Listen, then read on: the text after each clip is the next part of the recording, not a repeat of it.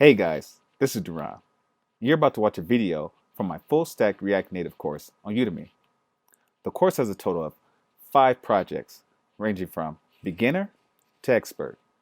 You will learn everything from styling to Redux to Node.js to Mongo Atlas to authentication. I am posting half of each project on YouTube. And if you like what you see, you can view the rest of the course on Udemy. And make sure you use the promo code GeekMODE. Take care.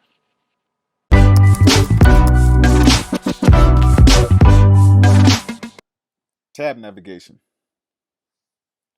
Okay, so tab navigation is the most common style of navigation.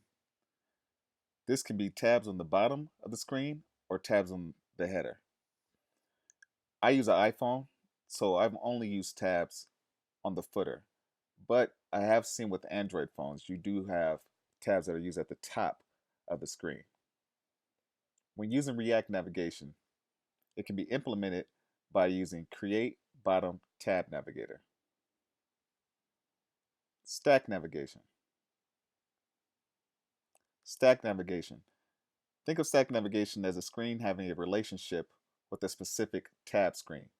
For example, your application may have a home screen tab and a profile screen tab. Your home screen tab may have posts, and when a user presses a post, they'll be redirected to another screen.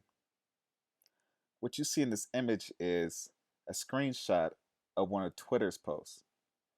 Within your home screen of Twitter, you have a collection of tweets. And if you click on a specific tweet, you're redirected to another screen where you can actually read the entirety of that tweet along with the comments associated with that tweet. Stack navigation can be implemented by using Create Stack Navigator.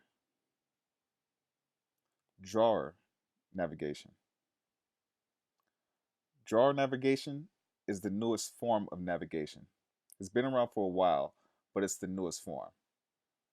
Commonly, applications either choose between a drawer navigation or a tab navigation, but I have seen applications that use both. Drawer navigation can be implemented by using Create Drawer Navigation.